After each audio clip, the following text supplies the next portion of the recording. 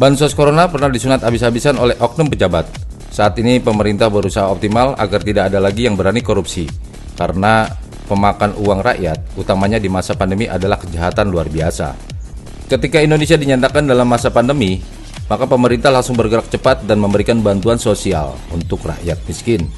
Ada yang diberi uang tunai dan ada yang diberi paket sembako. Namun, bansos ternyata masih rawan penyelewengan dan pelakunya saat ini sudah mendekam di penjara. Untuk mencegah korupsi bansos, maka pemerintah berusaha optimal agar bantuan ini benar-benar diberikan kepada mereka yang membutuhkan.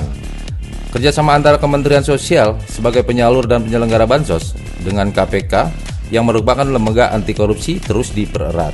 Menteri Sosial Tri Risma hari ini mengirim surat ke Mabes Polri dan Kejaksaan Agung untuk meminta mereka mengawasi bansos agar tidak ada korupsi lagi.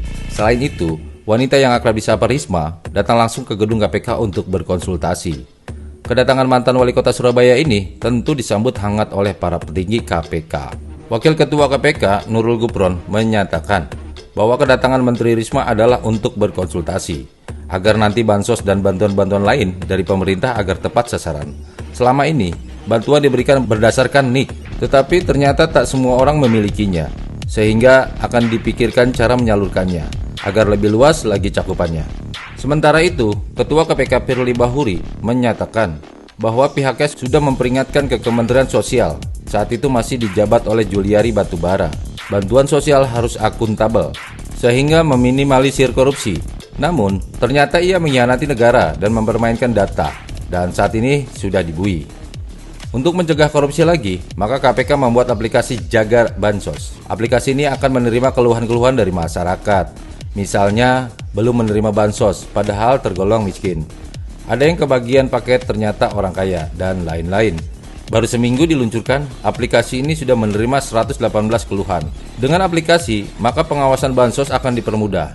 Kinerja aplikasi sangat bagus dan pemerintah berterima kasih kepada KPK karena ia sebagai lembaga negara sudah menyelenggarakan fungsinya dengan baik. Korupsi bansos akan dicegah dan paket akan sampai ke rakyat tanpa harus disunat-sunat lagi. Pemerintah juga meminta agar masyarakat turut mengawasi pembagian bansos dan tidak segan untuk melapor via aplikasi Jaga Bansos. Jika mereka tidak memiliki aplikasinya, maka bisa melapor langsung ke media sosial KPK atau Kementerian Sosial dan nanti akan ditindak oleh petugas. Selain itu, para pejabat di daerah juga ikut mengendalikan pembagian bansos.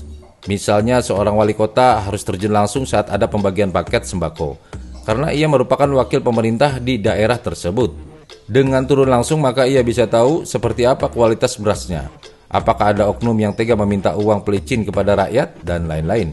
Jangan malah ABS alias asal bapak senang, dan hanya berleha-leha di kantor saat ada pembagian bansos. Seharusnya pejabat di daerah paham bahwa ia menjalankan fungsinya sebagai perpanjangan tangan pemerintah dan turut mengawasi pemberian bansos agar berjalan lancar, sekaligus untuk mencegah korupsi di daerahnya. Pencegahan korupsi bansos COVID harus dilakukan, baik di pemerintah pusat maupun daerah. Kolaborasi antara Kementerian Sosial sebagai penyelenggara bansos dan KPK sebagai lembaga anti korupsi sudah sangat bagus. Pembagian bansos harus diawasi agar benar-benar tepat sasaran dan membantu masyarakat miskin yang menjadi korban pandemi.